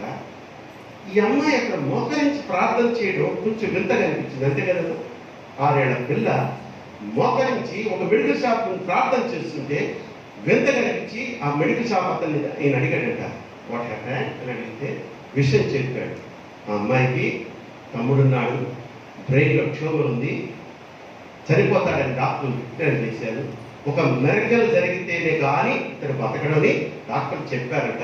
మిరకల్ అనేది మందు అనుకొని ఇక్కడికి వచ్చిందండి, అది కాదమ్మా, దేవుడిని చేసే అద్భుతం మిరకల్ అంటే దేవుడిని ఆశ్రయిస్తే, ఆయన ప్రార్థన చేస్తే కానీ ఇటువంటి మిరకల్ సరిపో తల్లి అంటే వెంటనే ప్రార్థన చేసిందంటే, బిడ్డ ఏం కావాలి నీకు అన్నాడట ఆయన పెద్ద. నా తమ్ముడు బతకాలి, మిరకల్ కావాలి అని చేయబట్టుకుని హాస్పిటల్కి వెళ్ళి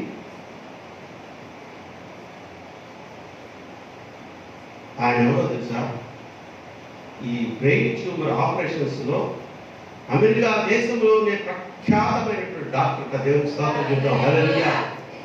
ఆ డాక్టర్ గారు ఆ సమయంలో అక్కడికి దేవుడు నడిపించడం చూడండి. ఆ చిన్న బిడ్డ నిస్వార్థంగా, నిష్కలంకషంగా, కల్మషం లేకుండా యేసయ్యను ఆశ్రయించింది. అసలు ఆ డాక్టర్ గారి అపాయింట్మెంట్ దొరకడమే కష్టమంట. ఇక ఆయన మాట్లాడడం అనేది జరగని పని. అటువంటి ఆయన్ని ఆ బిడ్డ దగ్గరికి నడిపించాడు. ఆ డాక్టర్ గారు వెళ్ళి బిడ్డ వాళ్ళ తమ్ముడు పరిస్థితి చూసి వీటి వెంటనే మా హాస్పిటల్కి షిఫ్ట్ చేయండి అని చెప్పి ఒక్క పైసా కూడా తీసుకోకుండా ఉచితంగా ఆ పెద్ద ఆపరేషన్ చేసి ఆ బిడ్డను బతికించాడట. దేవుని స్తోత్రం చెప్తాం. ఆ రోజుల్లో లాజర్ను బతికించాడు దేవుడు చెప్పుకొని మనం సంకల్పం కొట్టుకోవడం కాదు. యాయు కుమారుడు బతికించాడని మనం సంకల్పం కొట్టుకోవడం కాదు. ఒక విధవరాలి కుమారుడు మరణించి పాడిపెట్టుకు తీసుకెళ్ళిపోతున్నారు. ఇక చచ్చిపోయాడు పాడి. ఆ పాడి ముట్టగా వాడు లేచి కూర్చున్నాడట. ఈ కథలు చెప్పుకొని అంటే సారీ దేవుడు క్షమించదు కాక, ఈ కథలు కాదు, ఈ యొక్క గడిచిపోయినటువంటి వాస్తవాలను మనం నెమరు వేసుకుంటూ ఆనందించడం కాదు, యథార్థంగా జరిగిన సంఘటన నమ్మితే గట్టిగా దేవునికి స్తోత్రం చెప్పి ఆయన మహిమపరుచుకుందాం. నిజంగా ఈ ఇన్సిడెంట్ నేను కూడా వింటున్నప్పుడు నాకు ఒళ్ళు పులకరించింది. దేవా నాతో మాట్లాడుతున్న దేవుడు అయినారు. ఈ రోజుల్లో కూడా మీ యొక్క కృపలో మమ్మల్ని అందరినీ ఆశీర్వదిస్తున్న దేవుడు అయినారు. నీకు ఏమి ఇచ్చి నీ రుణం నేను తీర్చుకునేది నాయన.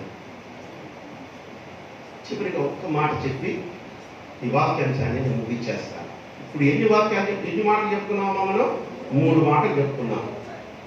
దేవుడిని నీవు ఆశ్రయిస్తే మనకు కలిగే గొప్ప మేలుల్లో నంబర్ 1 శాప, నంబర్ 2 సంపూర్ణమైనటువంటి స్వస్థత, ఆరోగ్యము, నంబర్ 3 మరణంలోంచి.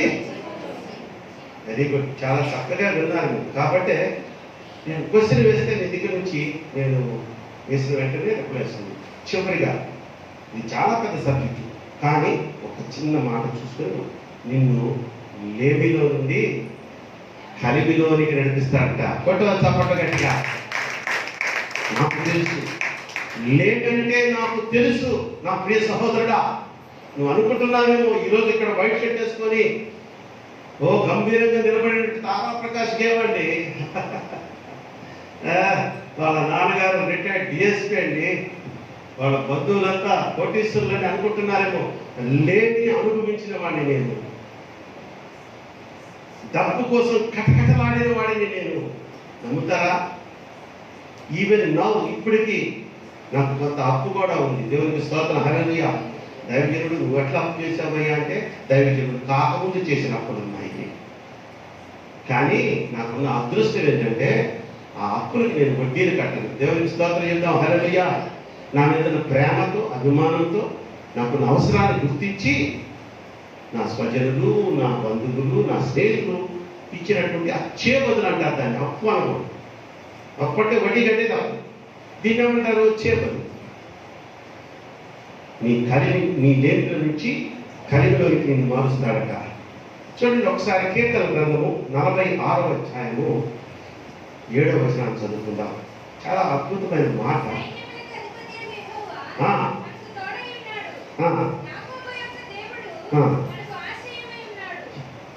ఆయన మనకు తోడైంది, మనకు ఆశ్రయమైన దేవుడు కనుక ఆయన ఒక సందర్భంలో చెప్తాడు, ప్రభువా నా కన్నీటిని నీవు ఒక బుడ్డిలో దాచి ఉంచావు, నీ కన్నీళ్ళలో లిఖించి. కన్నీళ్ళు అంటే పుస్తకంలో, ఆయనంట మన కన్నీళ్ళంటమ్మా ఒక బుడ్డిలో దాచి ఉంచాడంట, ఒక పుస్తకంలో రాసి ఉంచాడట. నువ్వు ఎన్నిసార్లు సన్నిధిలో కానీ, నువ్వు ఇంటిలో కానీ, నీకు కష్టంలో ఉన్నప్పుడు నువ్వు ఎన్నోసార్లు దుఃఖించుంటావు కదా. ఎంత నువ్వు కన్నీరు కాచావు నీకు గుర్తుందా? కావాలి నీకు గుర్తుందా? అది కాదు, నువ్వు ఎన్ని కన్నీళ్ళు కాచావు నీకు తెలుసా? తెలియదు. నా దేవుడికి తెలుసు. దేవుడికి స్తోత్రం చెప్తా, హల్లెలూయా. నీ ప్రతి కన్నీరు ఆయన ఒక బుడ్డిలో దాచి అలా పెట్టుకున్నాడంట. దాని మీద కోమలి కాచిన కన్నీరు. అమ్మా నువ్వు ఎన్నిసార్లు ఉపవాసం చేసావు నిర్మలమ్మ గారు? నీకు గుర్తుందా? లెక్క చెప్పగలవా? 750 సార్లు అండి అనగలవా? ప్రసాద్ గారు నువ్వు ఎన్నిసార్లు ఉపవాసం చేసావో అని నేను అడిగితే, అసలు నేను ఉపవాసం చేస్తే కదా అనొచ్చాయి. చేసే ఉంటాడు అంటే మా ఇద్దరికున్న ఆ చదువును బట్టి ఆయన మీద మా మామూలు కదవాడు అప్పుడప్పుడు చేతులు ఆడుతుంటాం.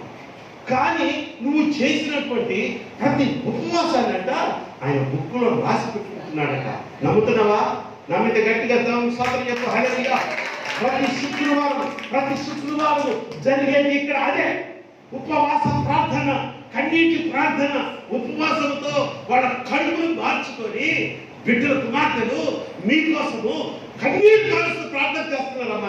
నేను దానికి సాక్షిని, నా యేసయ్య దానికి సాక్షి. కేవలం నా సంఘ బిడ్డలను ఒక ప్రేమ ఎంత ఏం లేదు. ఊరిని వదిలేస్తాడా?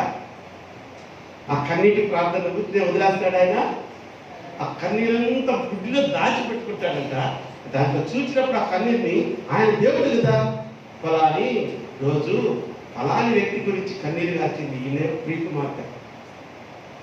ఫలాని రోజు తన కడుపు కాల్చుకొని, కడుపు మార్చుకొని, శరీరాన్ని హింసించుకొని ఉపవాసం చేసి ఫలాని వ్యక్తి కోసము ప్రార్థన చేసింది.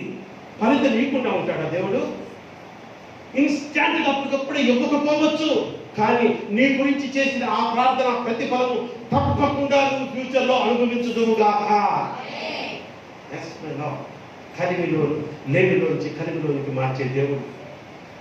మనం ఒక చిన్న ఉదాహరణ చూస్తున్నామమ్మా. మేము మన శుక్రవారం చెప్పుకున్న వాక్యం, చిన్న వాక్యం చెప్పుకున్నాను. ఈరోజు కూడా ఒకే ఒక ఎగ్జాంపుల్ చెప్పి మీకు ఈ వాక్య పరిచయం ముగిస్తాను. చెప్పాలంటే చాలా సబ్జెక్టులు ఉంది ఇందులో. నిన్ను లేమిలోంచి కలిమిలోనికి మార్చు దేవుడు, నువ్వు ఆశ్రయించిన దేవుడు అని. చూడండి, యాకోబు గురించి మనము తెలుసు కదా. యాకోబు గారు ఆయన ఏం చేశాడు? ఆయన పేరే మోసగాడు. ఎవరిని మోసం చేశాడు? తండ్రిని మోసం చేశాడు, సహోదరుని మోసం చేశాడు. సహోదరుడికి రావాల్సిన ఆశీర్వాదాలను తను పొందుకున్నాడు. పొందుకొని లక్షాధికారి కోటీశ్వరుడు అయిపోయాడా? దొంగలాగా పారిపోయాడు కదా. ఉట్టి చేతులతో పారిపోయాడు. ఆయన ఆశీర్వాదాలు పొందానని సంబరపడ్డాడే కానీ ఆయనకు వచ్చి పడింది మూట ఏమి లేదు అక్కడ. యాకోబు గారికి పైపెచ్చు మరణ భయం. ఎలాంటి మరణ భయం అంటే, అన్న చంపేస్తాడా నువ్వు పారిపోని అమ్మే ఒక నీడ తిత్తిను ఏదో కర్రని ఇచ్చిందేమో, ఇప్పమంటే వెళ్ళిపోయాడు అంతే. వెనకాల చూసుకోకుండా పారిపోయాడు. అంటే విత్ ఎంప్టీ హ్యాండ్స్, లేమిలో ఉన్నటువంటి పరిస్థితుల్లో వెళ్ళిపోయినటువంటి యాకోబు, నువ్వు మా అన్నయ్య ఉన్నాడురా లాభాలని, చాలా మంచివాడు, ఆయనకి మంచి కుమార్తెలు కూడా ఉన్నారా, నువ్వు వాళ్ళనే పెళ్లి చేసుకో, పక్కన మధ్యలో అన్ని స్త్రీలు ఇట్లా చూడబాక కోరచుకుడు ఆయన హెచ్చరించి పంపించారు. సరే వెళ్ళాడు. ఆయన ఏమన్నా పెద్ద ఇదా 20 సంవత్సరాలు నాకు దేవునికి స్తోత్రం మేనమామలు లేనమ్మా, అందుకే బతికిపోయా. మా అమ్మకి అన్నలు తమ్ముడు లేదు, మా నాన్నగారికి అక్కల చెల్లెలు లేదు. సో ఇటు మేనత్తలు లేదు, అటు మేనమామలు లేదు.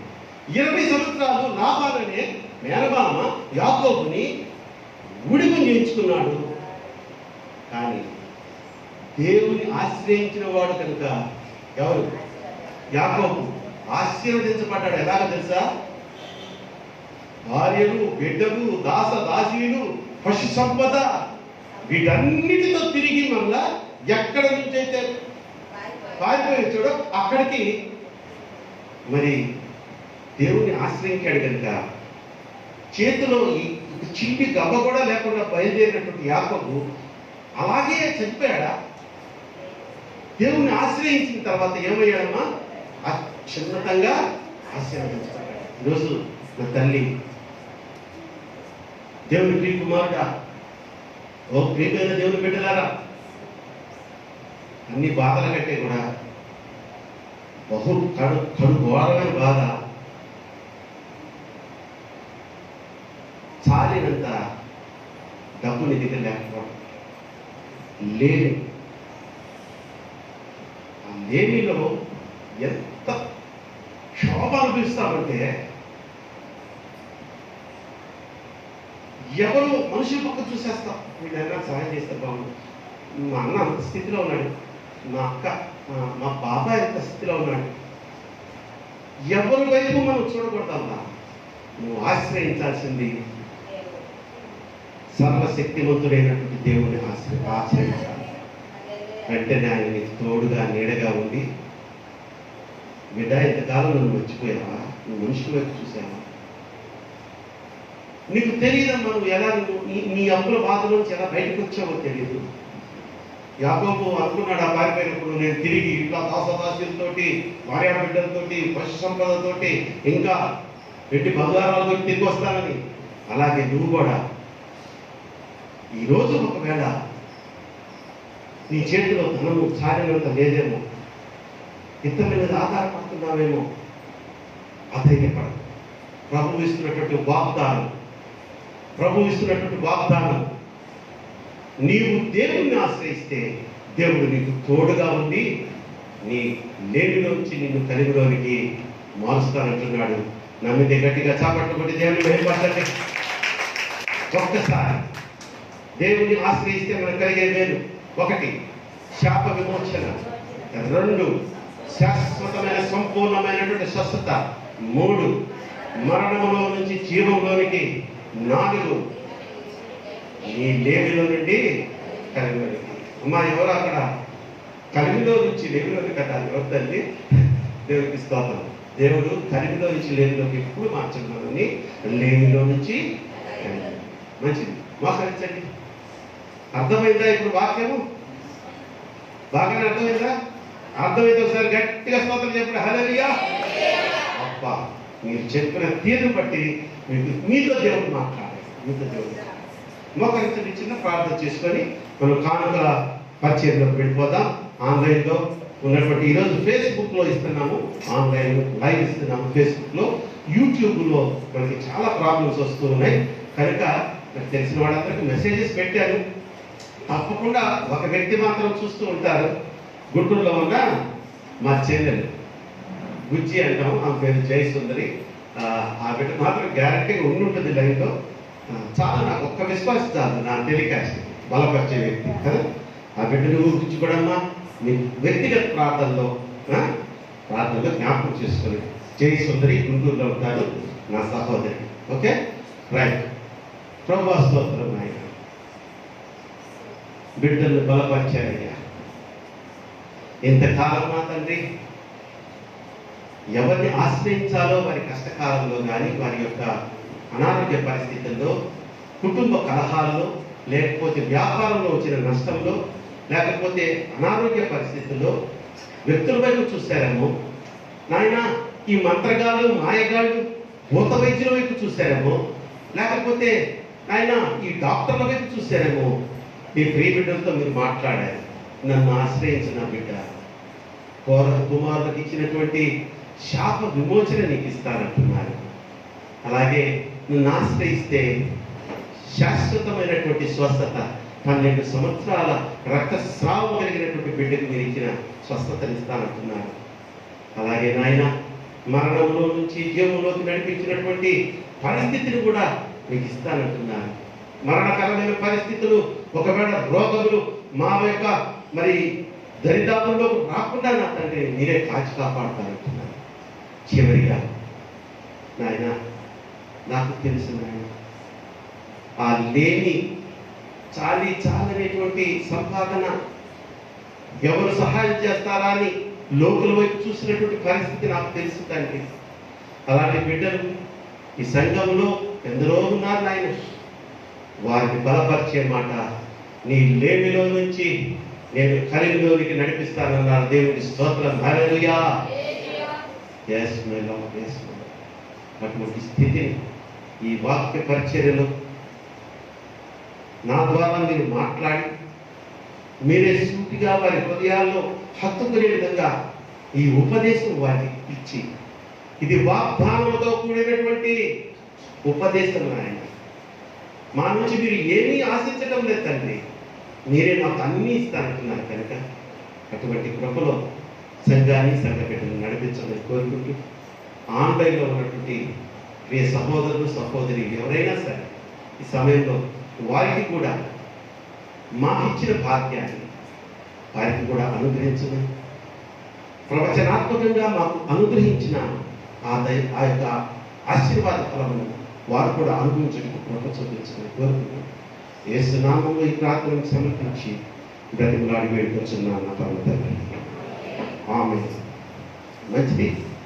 వీళ్ళరా కృతజ్ఞత కానుకలు సమర్పించుకున్న వారు ఎవరైనా ఉన్నట్లయితే దయచేసి ముందుకు రండి. మనం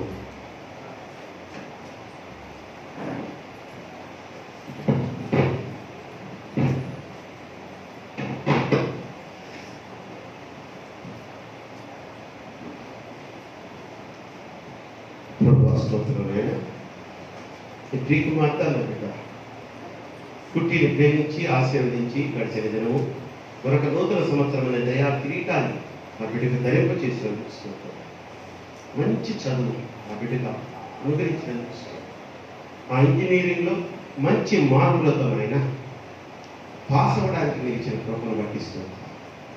ఆయన ఈ మేడలు బట్టి ఆ బిడ్డ సమర్పించుకున్న ఈ కృతజ్ఞత కానుకను మీరు స్వీకరించి ఆశీర్వదించి నూరింతల ప్రతిఫలం దయచేయండి. యేసునామములో వేడుకొని ప్రార్థిస్తున్నాను నా పరమ తండ్రి. ఆమేన్. పాట పాడుకుందామా? కానుకల పాట. ఏం పాట?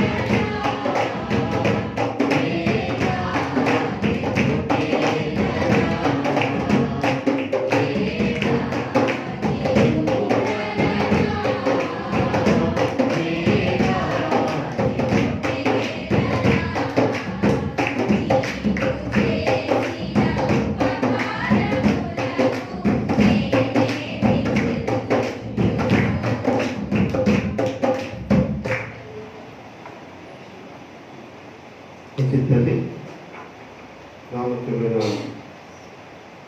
ప్రకటన, గొప్ప సాక్ష్యం. గడిచిన 3 రోజుల క్రితం శుక్రవారం ప్రార్థనలో మనం ప్రార్థన చేశాం. అమెరికాలోనే మా అన్నయ్య పెద్ద అన్నయ్య సూర్యప్రకాష్ అన్నయ్య మా వదిన గారు ఉంటారు కదా, ఆ వదిన గారికి అన్నయ్య ఉన్నారు కానీ ఆయన పేరు కుమార్, పెద్దబాబు అంటారు ఆయన్ని. ఆయన పెద్ద డాక్టర్. ఏ డాక్టరు? కార్డియాలజీ, గుండెకి సంబంధించిన డాక్టర్, అమెరికా. ఆయనకే తక్కువ వయసు కాదు, 70 years ఉంటాయి. సడన్గా ఈ మధ్య తలనొప్పి స్టార్ట్ అయింది. మా అక్క అదే ఉన్నారు కదా ఆయన భార్య, ఆమె కూడా తలనొప్పి వచ్చింది. ఇద్దరికి కోవిడ్ టెస్ట్ చేయిస్తే అక్కడ ఇద్దరికి నార్మల్ వచ్చేసింది, నెగిటివ్ వచ్చింది. సో కోవిడ్ కాదు. మరి ఎందుకు ఆయనకి మానేస్తే కానీ ఆయనకి విపరీతం అవుతుందంట ఆ యొక్క తలనొప్పి. ఇంకా ఆయన డాక్టర్ కాబట్టి పెద్ద పెద్ద డాక్టర్స్ తెలుసు కాబట్టి ఫ్రెండ్లీగా ఉన్న డాక్టర్ ఫోన్ చేసి ఆయన చెప్పారట, ఇట్లా నాకు తలనొప్పి వస్తుంది సివియర్గా, ఇలా ఉంటుంది కాబట్టి నేను స్కానింగ్ తీసుకుందాం అనుకుంటున్నాను అన్నాడు. అనుకోవడం కాదు, ఇమ్మీడియట్గా నువ్వు కార్ ఎక్కి నువ్వు డ్రైవ్ చేసుకోకుండా పక్కన డ్రైవర్ని పెట్టుకొని వచ్చేసాయంటే ఇమ్మీడియట్గా దగ్గరలో ఉన్న హాస్పిటల్కి ఆయన దగ్గరికి వెళ్ళిపోతే ఇమ్మీడియట్గా స్కాన్ చేశాడు. స్కాన్ చేస్తే తెలిసింది ఏంటంటే లోపల మనకి బ్రెయిన్లో సన్నటి నరాలు ఉంటాయి కదా, ఆ నరాల్లో ఒక చోట ఒక నరం చిట్లి బ్లడ్ కొంచెం బయటకు వచ్చి క్లాట్ అయిందంట. క్లాట్ అవడంటే గడ్డ కట్టిందంట. అది పెరిగే అవకాశం ఉంది. ఇంకొంచెం ఏదైనా అయితే మరి పరిస్థితి ఎలా ఉంటుందో చెప్పలేదని ఇమీడియట్గా ఇంక సర్జరీ చేయాలని ఆ హాస్పిటల్ నుంచి ఇంక సర్జరీ చేసే హాస్పిటల్ కొంచెం దూరం ఉంటుందట. అమెరికాలో తెలిసి కదండి వాళ్ళకి సిస్టమ్సే వేరు. ఈ హాస్పిటల్ నుంచి ఆ హాస్పిటల్కి ఎయిర్ లిఫ్ట్ చేశారంట. ఎయిర్ లిఫ్ట్ అంటే హెలికాప్టర్లో, విమానంలో, అంటే విమానం కాదు హెలికాప్టర్లో తీసుకొని ఆ హాస్పిటల్కి వెళ్ళారు.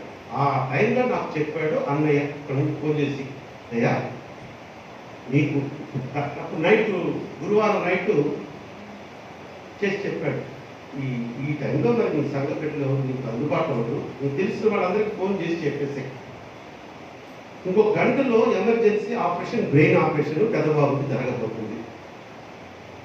కాబట్టి నేను దొరికినట్టు ఫోన్లో చెప్పేశాను. చెప్పేసి నాకు దగ్గర దాదాపు చాలామంది పాస్టర్స్ గ్రూప్స్ ఉన్నాయి. ఆ గ్రూప్లో ఒక్కొక్క గ్రూప్లో 150 మంది, 250 మంది, 70 మంది ఇట్లుంటారు. అన్ని గ్రూప్లో పెట్టేశారు. గ్యారంటీగా 150 మందిలో ఓ 50 మంది అయినా ఒక అర నిమిషం అయినా అప్పటికప్పుడు చదివినట్టే ప్రభా డాక్టర్ కుమార్ గారిని కాపాడి స్వస్థపరచు అంటారు కదా అని ఉంటారు నాకు. ఇక నేను చెప్పిన ప్రియ బిడ్డలు ఇమీడియట్గా ప్రార్థన చేసి ఉంటారు, చేస్తామని కూడా చెప్పారు. శుక్రవారం ప్రార్థనకు వచ్చాం. ప్రార్థనలో అడిగారు, ఏమైంది ఏమైంది అమ్మా, నాకు ఏం తెలియలేదురా, అప్పటి నుంచి సమాచారం రాలేదు. అది వాళ్ళకి మేము నైట్ టైం కదా, శుక్రవారం ప్రార్థన మధ్యాహ్నం 1 గంట నుంచి 3 గంటల వరకు ఉపవాస ప్రార్థన. రాగలిగిన వాళ్ళు రండి, దేవుని ఆశ్రయించండి, అద్భుతాలు మీ జీవితాల్లో జరుగుతాయి. ఆ శుక్రవారం కూడా ఆయన గురించి ప్రార్థన చేశారు. అందరి బిడ్డలు కన్నీటి ప్రార్థన చేశారు. రాత్రికి అన్న ఫోన్ చేసి చెప్తాడు, అయ్యా ఆపరేషన్ జరగలేదురా అన్నాడు. దేవుని స్తోత్రం చెప్తాను. హల్లెలూయా. అదేందయ్యా ఎమర్జెన్సీ ఆపరేషన్ అని హెలికాప్టర్లో ఈ హాస్పిటల్ నుంచి హాస్పిటల్ తీసుకెళ్ళిన వ్యక్తి ఆపరేషన్ ఎందుకు జరగలేదు? ఇంకా ఏమైనా ప్రమాద స్థితికి వెళ్ళిపోతాడని అంటే కాదు, ఆ గడ్డగట్టిన రక్తము అక్కడికి హాస్పిటల్కి వెళ్ళిన తర్వాత మన స్కాన్ తీస్తే కొంచెం కిందకి జరిగిందంట. అంటే అది జారుతుంది, అంటే అది ఆపరేషన్ అవ్వకుండానే మందుల ద్వారానే తల్లి కరిగిపోయే అవకాశం ఉందని ఆపరేషన్ ఆపేశారంట. దేవుడికి స్తోత్రం. హల్లెలూయా. ఆపరేషన్ ఆపడం కాదు, మందులు ఇచ్చి డిశ్చార్జ్ చేసి ఇంటికి పంపించేశారంట. ఆయన అదే మెరాకిల్ గురించి చెప్తున్నానే, అన్న పెట్టిన మెసేజ్లు ఏంటంటే it's a miracle by prayers అని పెట్టాడు. ఎస్ అన్న, it's definitely it's a miracle by all our prayers అని పెట్టాడు. అంతే కదా. ఎవరన్నా మీకు ఎవరన్నా తెలుసా? మీకు ఎవరికైనా చెప్పానే కొంతమందికి ఆయన ఎవరో కూడా తెలియదు. కేవలం ఇదిగో మా తారన్న వాళ్ళ ఆయన పేరు మా బావ అవుతారు అంతేగా. మా అన్నకి బావ అంటే నాకు బావేగా అని చెప్తే నిస్వార్థంగా మీరు ఎంతమంది చేశారు. నేను పెట్టిన మెసేజ్ పక్కన పాస్టర్స్లో ఎంతమంది కోరుకుంటారు. ఇంతమంది దైవజనుల ప్రార్థన ఆయన ఆశ్రయించి ప్రభువా చాలా ఇది ఒక పెద్ద మెరకల్.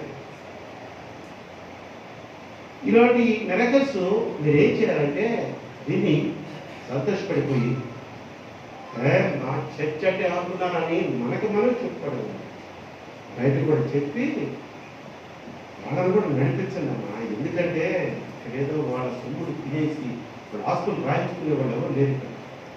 వాళ్ళకి మేలు కలిగితే అంతకంటే ఆనందం ఉంటుందా?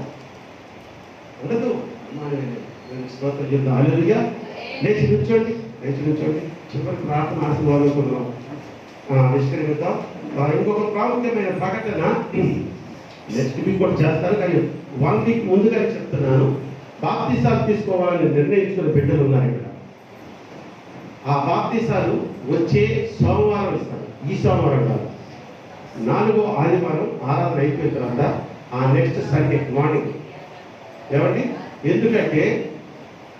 ఎందుకు అలా డేట్ ఫిక్స్ చేశామంటే మీరు బాప్తిసాలు తీసుకున్న తర్వాత ఇప్పుడు ఈ వారం ఇచ్చేసారు ఇప్పుడు ఇంకా కొన్ని రోజులు ఆగాలి ప్రభు బలంలో చేపెట్టాలంటే.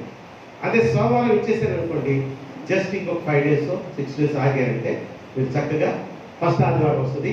బాప్తిసాలు తీసుకున్న బిడ్డలకి అదొక మంచి అనుభూతి కదా. ఫస్ట్ టైం ప్రభు బలలో పాల్పంచుకోవడం, ప్రభు శరీరాన్ని భుజించడం, ఆయన రక్తాన్ని పానం చేయడం అమృతం తాగినట్టే ఉంటుంది. అంటే ద్రాక్షారసం కదా, తీగని బాగా ఉంటుంది. అందులో అనుభవం నేర్పిస్తున్నారు. కాబట్టి ప్రియమైన దేవుని బిడ్డలారా, యవనస్తులారా, వచ్చే సోమవారం ఇంకా 4వ ఆదివారం కదా నెక్స్ట్, ఆ నెక్స్ట్ డే ఆ డేట్ వచ్చి చూసి చెప్తారు ఎవరన్నా కొంచెం క్యాలెండర్. ప్రసాద్ గారు చూడండి. 28 అమ్మా, 28వ తేదీ సోమవారం ఉదయం 8 గంటలకి బాప్తిసాలు కార్యక్రమం జరుగుతుంది కనుక తీసుకోవాలని నిర్ణయించుకున్న బిడ్డలు మీరు సిద్ధపడండి. మీతో పాటు నూతన వస్త్రాలు, వైట్ డ్రెస్ ఉంటే మంచిది. కంపల్సరీ కాదు, ఒక వైట్ డ్రెస్, లేడీస్ అయితే వైట్ శారీ, చిన్న బిడ్డలు అయితే వైట్ డ్రెస్, మగపిల్లకాయలు అయితే వైట్ ప్యాంట్ షర్ట్ తెచ్చుకుంటే మీరు మామూలుగా బాప్తిసం తీసుకునేటప్పుడు మామూలుగా ఏ డ్రెస్లో వచ్చినా పర్లేదు. బాప్తిసం తీసుకున్న తర్వాత వైట్ డ్రెస్ వేసుకుంటే అదొక ప్రత్యేకించబడిన స్థితిలో ఉంటారు కనుక ప్రయత్నించండి. అలాగే మీతో పాటు ఒక టవల్ కానీ లేకపోతే ఒక దుప్పటి కానీ తెచ్చుకోండి. నీళ్ళలో ముందుకు నుంచి బాప్తిస్తాం కదా, ఆ నీళ్ళ నుంచి మనం బయటకు వచ్చేటప్పుడు ఆ టవల్ కప్పుకోదు, లేకపోతే ఆ దుప్పటి కప్పుకొని బయటకు రావాల్సి ఉంటుంది. కనుక దేవునికి స్తోత్రం. ఇంకా బాప్తిసం లేక వెనుకంజ వేస్తున్న బిడ్డలకి రేపు 28వ తారీఖు జరగబోతున్నటువంటి బాప్తిసాల గురించి ముందుగానే ప్రకటించాను. ఈ లోపల మీలో మారు మనసు కలిగి నేను ఎందుకు ఇంత ఆలస్యం చేస్తున్నాను, వై షుడ్ ఐ, ఇంత గొప్ప దేవుడు మాతో సూటిగా మాట్లాడుతున్న దేవుడితో నేను అనుబంధం పెంచుకొని ఉండి ఆయన రక్తాన్ని స్వీకరించలేకపోతున్నాను, ఆయన శరీరాన్ని భుజించలేకపోతున్నాను, ఆయన రక్షణలోనికి నేను ఇంతవరకు రాలేకపోతున్నానన్న పశ్చాత్తాపం మీలో కలిగితే వచ్చే సోమవారం లోపల మీరు సిద్ధపడండి. నాకు ముందుగానే చెప్తే మీ గురించి ఇప్పుడు నుంచే నేను ప్రార్థన చేస్తాను. ఆ నెక్స్ట్ ఈ బాప్తిసాలు తీసుకునే దానికి ఆల్రెడీ నిర్ణయించుకుని నా దగ్గర చెప్పిన బిడ్డలు ఉన్నారు. వాళ్ళు వచ్చే శుక్రవారం కంపల్సరిగా ఈ మధ్యాహ్నం 1 గంట నుంచి 2 గంటల 3 గంటల వరకు జరిగే ఉపవాస ప్రార్థనలో మీరు కూడా ఉపవసించి ఉదయం నుంచి ఏమి కావాలంటే కాఫీ తాగండి, ఘనమైన పదార్థాలు తిట్టగా తినకుండా ఉపవాసం ఉంది. మీకు ఒకవేళ ఈరోజు రాని వాళ్ళు ఆ నిర్ణయం తీసుకున్న వాళ్ళు ఎవరైనా ఉంటే మీరు తెలియజేయండి, మన సంఘ బిడ్డలంటే తెలియజేయండి. సరేనా? కళ్ళు తీసుకున్నాం. కృపా సత్య సంపూర్ణుడా ప్రభుగల దేవ, జీవము గల తండ్రి, జీవాధిపతి లేదు మా ప్రభు, ఇంత గొప్ప దేవుడు నాయన. ఇదిగో నా తండ్రి, ప్రార్థన చేసి ఆరంభించిన ఈ ఆరాధన సెప్టెంబర్ మాసంలోని 3వ పునరుద్ధాన ఆరాధనలో మీరు అద్భుతంగా పాటలు పాడుకునే ధన్యతను మాకు ఇచ్చారు. కీర్తన వాక్య భాగంలోని ఆయన ఆ యొక్క చరణాలను ధ్యానం చేసుకునే ధన్యతనిచ్చారు. అలాగే నా ప్రభువా వాక్యం ద్వారా మాతో మాట్లాడారయ్యా. నిన్ను ఆశ్రయించిన వారికి మీరు తోడై ఉంటారని, తోడై మౌనంగా ఉండకుండా మా జీవితాల్లో మహత్కార్యాలు చేస్తారని మీరు మాతో మాట్లాడి, బిడ్డలతో మాట్లాడి ధైర్యం తెచ్చి ఒక ధైర్యాన్ని వారికి ఇచ్చినందుకు స్తోత్రాలు. అవునైనా నువ్వు శపించే దేవుడు కాదు తండ్రి, ప్రేమించే దేవుడు. నువ్వు చేయి విడిచే దేవుడు కాదు నాయన, మమ్మల్ని ఆదుకుని హత్తుకునే దేవుడు. ఈ వాక్యంలో ఇంకా ఇంకా ఇంకా బలపడుటకు మాకు ప్రోత్సాహాన్ని ఇవ్వండి నాయన. రోమిలకు రాసిన సువార్తను పౌరు భక్తుల ద్వారా మీరు రాసినటువంటి మాట 8వ అధ్యాయం 28వ వచనంలో అన్నారు నా తండ్రి, దేవుని ప్రేమించే వారికి అనగా ఆయన సంకల్పం చొప్పున పిలువబడిన వారికి మేలు కలుగుటకై సమస్తము సమకూర్చబడి జరిగించుచున్నవి అని మనము ఎరుగుదము అన్నారు. దేవునికి స్తోత్రం చెప్తాం. హల్లెలూయా. ప్రభువా, ఈ వాగ్దానాన్ని మేము నోటితో పలికామని స్వతంత్రించుకుంటున్నాం. మేము నిన్ను ప్రేమిస్తున్నాం, నీ ప్రేమను మేము పొందుతున్నాం ఆయన. మాకు సమస్తము సమకూర్చబడుటకై మీరు సిద్ధపరిచి ఉన్నటువంటి ఆ యొక్క మేడలు అయినా నీ సన్నిధిలో నిస్వార్థంగా అమాయకంగా నిలబడిన బిడ్డలందరి గురించి నేను విజ్ఞాపన చేస్తున్నాను. ఈ బిడ్డలందరికీ దయచేయాలి. అలాగే ఫేస్బుక్లో ఆన్లైన్లో ఈ ఆరాధనలో పాల్పంచుకున్న బిడ్డలందరికీ దయచేయాలి.